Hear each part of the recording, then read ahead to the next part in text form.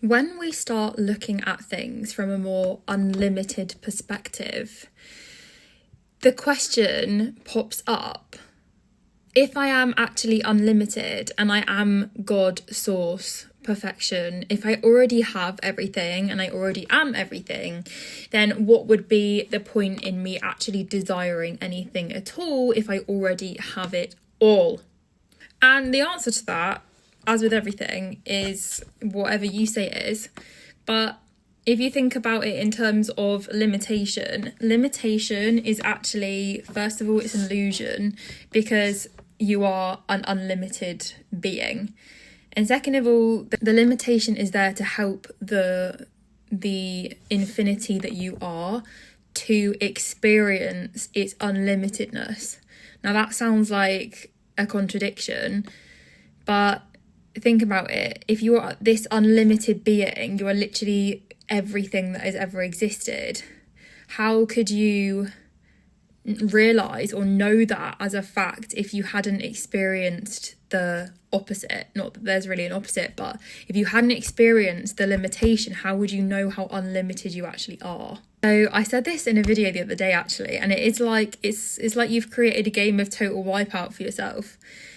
But you could easily just like remove the obstacle course that you've like laid out in front of you and just stroll along to the red button and press it. Like, then you've literally got everything that you want.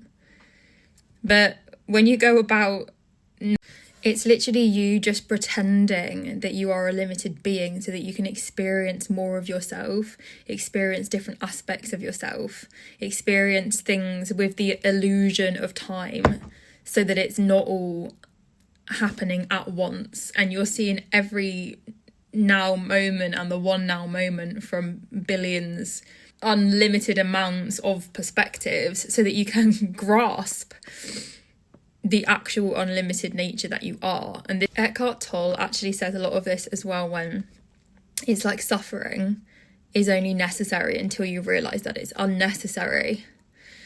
It's like all of the struggle and carnage that we put in our lives to experience is all trying to get us to remember our unlimited nature. Because imagine how it would be, not that our minds can honestly really grasp this, but imagine how boring it would be if you are literally just like, imagine there is like a separate physical like God who's like sat in a chair, a kingdom or whatever. Imagine how bored you'd be if you were literally just there and everything was literally already around you. You just be like, okay. Like, you want a bit of spice, you want to spice up your life, you want to create some highs and lows to be like, whoa, that was a wild ride. Do you know what I mean? It's experience. Because when you do realise your true nature, the truth of that you are everything, you can literally just sit back and be like, cool. Or you can choose to go about your life and have every single thing that you've ever wanted, but you do it from the perspective of knowing that you're everything anyway, that you already have it all, that you already are it all, and then you can literally fine tune and pick exactly what you want to experience in your little pretend linear timeline. Nothing is inherently good or bad. Nothing is a good experience, a bad experience, a good emotion, a bad emotion. It doesn't exist. It's literally all what you label it. But when you realise what you actually are, it's actually more fun. Everything becomes more fun because you remember that you can literally just do the obstacle course. You can have your round of total wipeout, or you can literally just be like, nah, I'm good. I'm just going to go press the red button. No, I just fancy pressing the red button. I fancy just having it. I fancy just having the golden medal. I don't really want to do the obstacle course. And that's your prerogative. That's your freedom. That's the beauty of it. Because imagine if you're like, I'm running out of money, for example. Like, I desire more money. Even though you already have all of the money, you literally are money itself. You are all of it. Imagine the thrill where you're like, oh my God, I'm running out of money. I don't have any money left. And then you're like, jokes, I actually have all the money that's ever existed. Like the richest trillionaire is literally the bottom of the pile of what I actually am. So jokes. I just remember that. So all limitation is actually perceived. All limitation, all lack, all scarcity is an illusion. It is something that you have made up and put in place so that you could experience different things in this polarized sort of matrixy dream, and also to let you fully remember and realize the true unlimited infinite being that you actually are.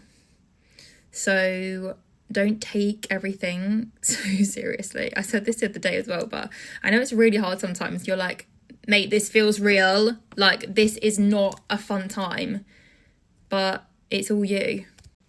I'm not like taking the piss either. I'm like, we've all had, really times when it seems like the shit has hit the fan majorly and you're like, what the hell is going on? But it literally is just a story. That's all it is. It's like a really, really convincing virtual reality experience. You know, when people put the VR goggles on and they start like running into walls and like breaking their televisions, like that's literally what we're in the moment. And in that perspective, it seems so real. But then you take it off and you're like, whoa, so glad. Or when you've had a nightmare, that literally you're so petrified, and then you wake up and you're like, thank God that wasn't actually my reality. It's the same thing. All the suffering that we experience in our lives is still just imagined within the one being. So anyway, the roundup is that the point in suffering and limitation is not out to get you. It's literally just you helping yourself realize and remember your true unlimited nature. And once you're awake to that and you know who you are and you know what you are, you literally just get to decide. You decide whether to experience the suffering. You decide whether to keep those stories intact that you were playing around with or change them. It's not that you're never going to feel a negative emotion again. It's that you become, and it's not just about emotions. It's not about that. It's what perspective are you looking at it from? Are you the participant or are you the observer of the situation? And the situation is yours to change. It's kind of beautiful.